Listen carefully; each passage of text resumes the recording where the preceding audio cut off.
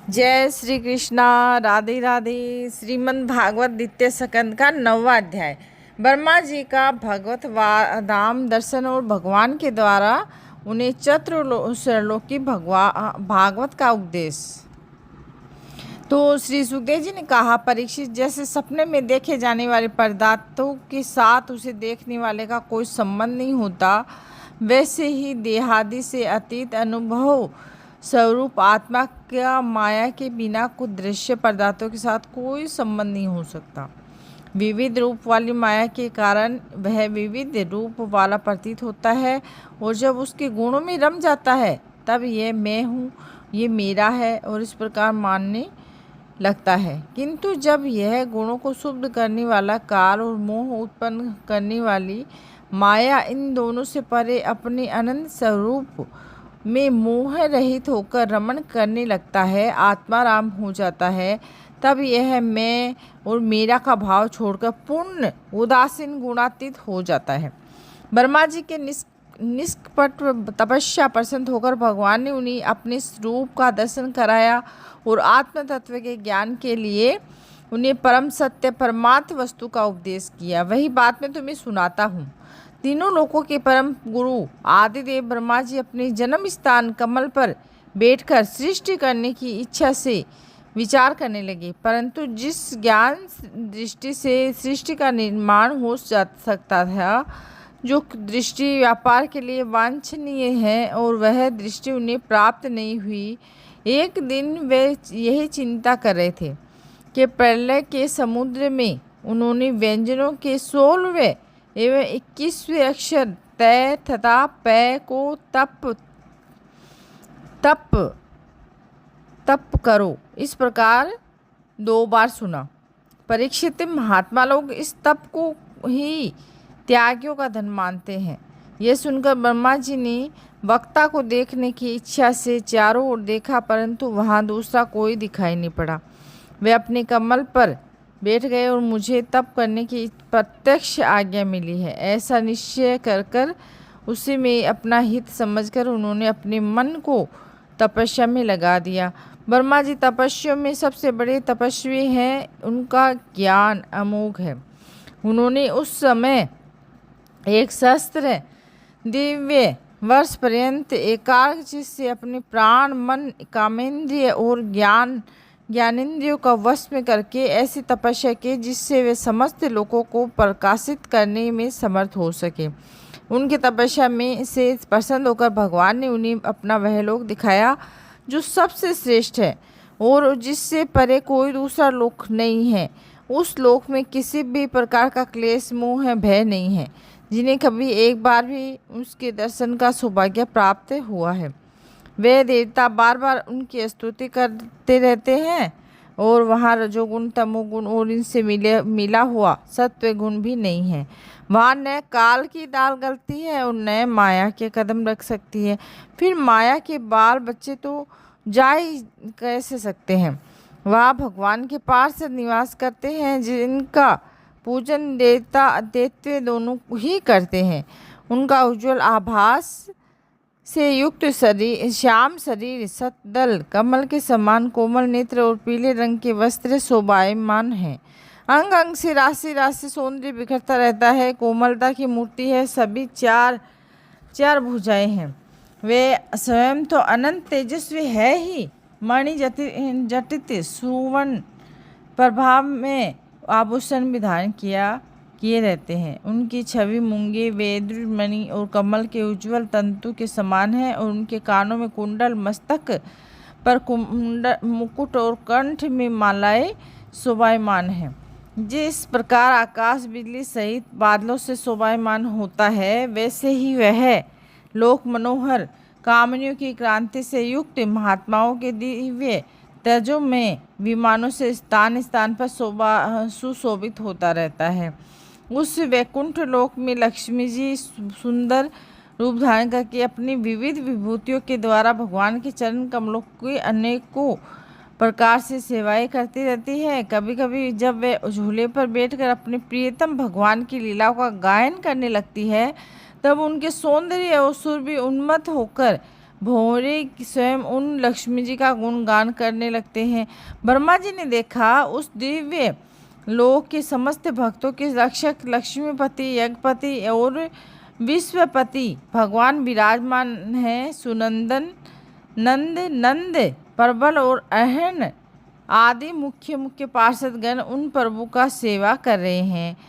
उनका मुख कमल प्रसाद मधुर मुस्कान से युक्त है, आंखों में लाल लाल डोरियां हैं, बड़ी मोहक और मधुर चितवन है। ऐसा जान पड़ता है कि अभी अभी अपने प्रेमी भक्त को अपना स्वरूप दे देंगे। सिर मुकुट, कांडों में कुंडल और कंधे पर पीताम्बर जगमगा रहे हैं। वक्ष स्थल पर एक सुनहरी रेखा के रूप में श्री लक्ष्मी जी विराजमान हैं और सुंदर 4 भुजाएं हैं। वे एक सर्वोत्तम और बहुमूल्य आसन पर विराजमान हैं। पुरुष, प्रकृति, महतत्व, अहंकार, मन, 10 इंद्रिया और शब्दादि 5 तन मात्राएं और पंचभूत, ये 25 शक्तियाँ मूर्तिमान होकर उनके चारों ओर खड़ी हैं। समग्र ऐश्वर्य, धर्म, कीर्ति, श्री, ज्ञान और वैराग्य, इन 6 नित्य सिद्ध स्वरूप भूत शक्तियों से वे सर्वदा युक्त रहते हैं और उनके अतिरिक्त और कहीं भी ये नित्य रूप में निवास नहीं करती। हे सर्वेश्वर प्रभु, अपने नित्य आनंद में स्वरूप में ही नित्य निरंतर निमग्न रहते हैं। उनका दर्शन करते ही ब्रह्मा जी का हृदय आनंद के उद्रेक से लबालब भर गया।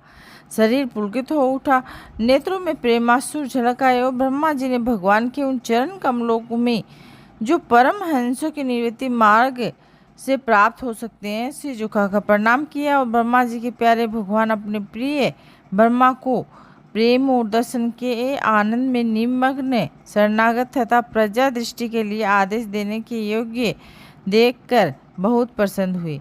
उन्हें ब्रह्मा जी से हाथ मिलाया और मंद मुस्कान से अलंकृत वाणी में कहा। श्री भगवान ने कहा, ब्रह्मा जी, तुम्हारे हृदय में तो समस्त वेदों का ज्ञान विद्यमान है। तुमने सृष्टि रचना की इच्छा से चिरकाल तक तपस्या करके मुझे भली भांति संतुष्ट कर दिया है। मन में कपट रखा योग साधन करने वाले मुझे कभी भी प्रसन्न नहीं कर सकते। तुम्हारा कल्याण हो, तुम्हारी जो अभिलाषा हो वही मुझसे मांग लो, क्योंकि मैं मुँह मांगी वस्तु देने में समर्थ हूँ। ब्रह्मा जी के जीव की समस्त कल्याणकारी साधनों का विश्राम पर्यवसान मेरे दर्शन में ही है। तुमने मुझे देखे बिना ही उस सूने जल में मेरी वाणी सुनकर इतनी घोर तपस्या की है। इसी से मैं तुम्हारी इच्छा से तुम्हें मेरे लोक का दर्शन हुआ है और तुम उस समय सृष्टि रचना का कर्म करने के कीर्तंग वेदिमूढ़ हो रहे हो थे। इसी से मैंने तुम्हें तपस्या करने की आज्ञा दी थी, क्योंकि निष्पाप तपस्या मेरा हृदय और मैं स्वयं तपस्या का ही आत्मा हूँ। मैं तपस्या से ही इस संसार की सृष्टि करता हूँ और तपस्या ही इसका धारण पोषण करता हूँ। फिर तपस्या से ही इसे अपने में लीन कर लेता हूँ और तपस्या मेरी एक लंघ्य शक्ति है। ब्रह्मा जी ने कहा, भगवान, आप समस्त प्राणियों के अंतकरण में साक्षी रूप विराजमान रहते हैं। आप अपने अप्रतिहत ज्ञान से ये जानते हैं कि मैं क्या करना चाहता हूँ। हे नाथ, आप कृपा करके मुझे याचक की यह मांग पूरी कीजिए कि मैं रूप रहित आपके सगुण और निर्गुण दोनों रूपों को जान सकूं। आप माया के स्वामी हैं, आपका संकल्प कभी व्यर्थ नहीं होता। जैसे मकड़ी अपने मुंह से जाला निकाल कर उसमें कीड़ा करती है और फिर उसे अपने में ही लीन कर लेती है, वैसे ही आप अपनी माया का आश्रय लेकर व इस विविध शक्ति संपन्न जगत को की उत्पत्ति, पालन और संहार करने के लिए अपने आप को ही अनेक रूपों में बना देते हैं, कीड़ा करते हैं। और इस प्रकार आप कैसे करते हैं, इस मर्म को मैं जान सकूं, ऐसा ज्ञान आप मुझे दीजिए। आप मुझ पर ऐसे कृपा कीजिए कि मैं सजग रहकर सावधानी से आपकी आज्ञा का पालन कर सकूं। सृष्टि की रचना करते समय भी कर्तापन आदि के अभिमान से बंध न जाऊं। प्रभु, आपने इस मित्र के समान हाथ पकड़कर मुझे अपना मित्र स्वीकार किया है। अतः जब मैं आपकी इस सेवा और सृष्टि रचना में लगूं और सावधानी से पूर्व सृष्टि के गुण कर्मानुसार जीवों का विभाजन करने लगूं, तब कहीं अपने को जन्म कर्म के स्वतंत्र मानकर प्रबल अभिमान न कर सकूं। भगवान ने कहा, अनुभव, प्रेमा भक्ति और साधनों से युक्त अनंत गोपनीय अपने स्वरूप का ज्ञान मैं तुम्हें कहता हूँ, तुम उसे ग्रहण करो। मेरा जितना विस्तार है, मेरा जो इस लक्षण है, मेरे जितने और जैसे रूप गुण और लीला है, मेरी कृपा से तुम उनका तत्व ठीक ठीक वैसे ही अनुभव करो। सृष्टि के पूर्व केवल मैं था और मेरे अतिरिक्त न स्थूल था न सूक्ष्म है, न दोनों का कारण है ज्ञान। जहाँ यह सृष्टि नहीं है वहाँ मैं है ही मैं हूँ, और इस सृष्टि के रूप में जो कुछ प्रतीत हो रहा है वह भी मैं ही हूँ, और जो कुछ बच रहा रहेगा वह भी मैं ही हूँ। वास्तव में न होने पर जो कुछ अनिर्वचनीय वस्तु मेरे अतिरिक्त मुझ परमात्मा में जो दो चंद्रमाओं की तरह मिथ्या ही प्रतीत रही है, हो रही है, और अथवा विद्यमान होने पर ही आकाश मंडल के नक्षत्रों में राहु की भांति जो मेरी प्रतीति नहीं होती, इसे मेरी माया समझना चाहिए। जैसे प्राणियों में पंचभूत चित्त, छोटे छोटे बड़े शरीरों में आकाश आदि महाभूत उन शरीरों के कार्य रूप निर्मित होने के कारण प्रवेश करते भी हैं, पहले से ही उन स्थानों और रूपों में कारण रूप विद्यमान रहने के कारण प्रवेश नहीं भी करते, वैसे ही उन प्राणियों के शरीर दृष्टि में उनकी आत्मा के रूप में प्रवेश किए हुए हैं।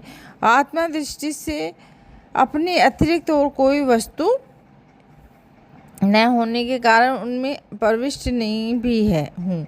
ये ब्रह्मा नहीं है, ये ब्रह्मा नहीं, इस प्रकार निषेध की पद्धति और ये ब्रह्मा है, ये ब्रह्मा है, और इस अन्य पद्धति से यही सिद्ध होता है कि सर्वातीत एवं परमात्मा का तत्व जानना चाहते हैं, उन्हें केवल इतना ही जानने की आवश्यकता है। ब्रह्मा जी, तुम अविचल समाधि के द्वारा मेरे इस सिद्धांत में पूर्ण निष्ठा कर लो, इससे तुम्हें कल्प कल्प में विविध प्रकार की सृष्टि रचना करते रहने पर भी कभी मोह नहीं होगा। श्री सुखदेव जी कहते हैं, लोक पितामह ब्रह्मा जी को इस प्रकार उपदेश देकर अजन्मा भगवान ने उनके देखते ही देखते अपने इस रूप में को छिपा लिया। जब सर्वभूत स्वरूप ब्रह्मा जी ने देखा कि भगवान ने अपने इंद्रिय गोचर स्वरूप को हमारे नेत्रों के सामने हटा लिया है, तब उन्होंने अंजलि बांधकर उन्हें प्रणाम किया और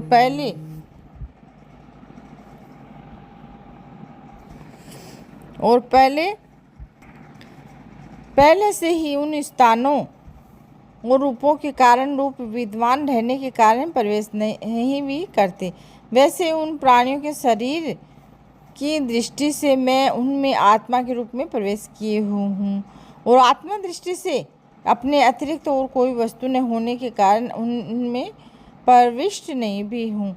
ये ब्रह्मा नहीं है, ये ब्रह्मा नहीं है, इस प्रकार की निषेध पद्धति यह ब्रह्मा है, ये ब्रह्मा है, और इस अन्य पद्धति से ये सिद्ध होता है कि सर्वात एवं सर्वरूप भगवान सर्वदा सर्वत्र स्थित है, वही वास्तविक तत्व है।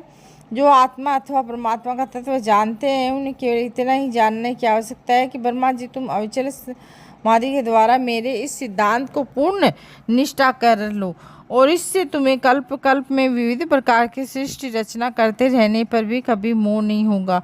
तो श्री सुखदेव जी कहते हैं, लोक पितामह ब्रह्मा जी को इस प्रकार उपदेश देकर अजन्मा भगवान ने उनके देखते ही देखते अपने उस रूप को छिपा लिया। जब सर्वभूत स्वरूप ब्रह्मा जी ने देखा कि भगवान ने अपने इंद्रिय गोचर स्वरूप को हमारे नेत्रों के सामने हटा लिया है, तब उन्होंने अंजलि बांधकर उन्हें प्रणाम किया और पहले कल्प में जैसी सृष्टि थी उसी रूप में इस विश्व की रचना की। एक बार धर्मपति प्रजापति ब्रह्मा जी ने सारी जनता का कल्याण हो और अपने इस स्वार्थ की पूर्ति के लिए विधि पूर्वक यम नियमों का धारण किया। और इस समय उनके पुत्रों में सबसे अधिक प्रिय परम भक्त देवर्षि नारद जी ने मायापति भगवान की माया का तत्व जानने की इच्छा से बड़े संयम, विनय और सौम्यता से अनुगत होकर उनकी सेवा की और उन्होंने सेवा से ब्रह्मा जी को बहुत संतुष्ट कर लिया। और परीक्षित, जब देवर्षि नारद जी ने देखा कि मेरे लोक पितामह पिताजी मुझ पर प्रसन्न है, तब उन्होंने उनसे यही प्रश्न किया कि जो तुम मुझसे कर रहे हो उनके प्रश्न से ब्रह्मा जी और भी प्रसन्न हुए। और फिर उन्होंने यह 10 लक्षण वाला भागवत पुराण अपने पुत्र नारद को सुनाया और इसका स्वयं भगवान ने उन्हें उपदेश किया। परीक्षित, जिस समय मेरे परम तेजस्वी पिता सरस्वती के तट पर बैठकर परमात्मा में ध्यान मग्न थे, उस समय देवर्षि नारद जी ने वही भागवत उन्हें सुनाया। और तुमने मुझसे यह प्रश्न किया है, वह विराट पुरुष इस जगत की उत्पत्ति कैसे हुई, तथा दूसरे भी जो बहुत से प्रश्न किए हैं, उन सबका उत्तर मैं उसी भागवत पुराण के रूप में देता हूँ। बोलो श्री कृष्ण भगवान की जय। श्री कृष्ण गोविंद हरि मुरारी ही नाथ नारायण वासुदेवा। श्री कृष्ण गोविंद हरि मुरारी ही नाथ नारायण वासुदेवा। श्री कृष्ण गोविंद हरि मुरारी ही नाथ नारायण वासुदेव। श्री कृष्ण गोविंद हरि मुरारी ही नाथ नारायण वासुदेव। श्री कृष्ण गोविंद हरि मुरारी ही नाथ नारायण वासुदेवा। श्री कृष्ण गोविंद हरि मुरारी ही नाथ नारायण वासुदेवा।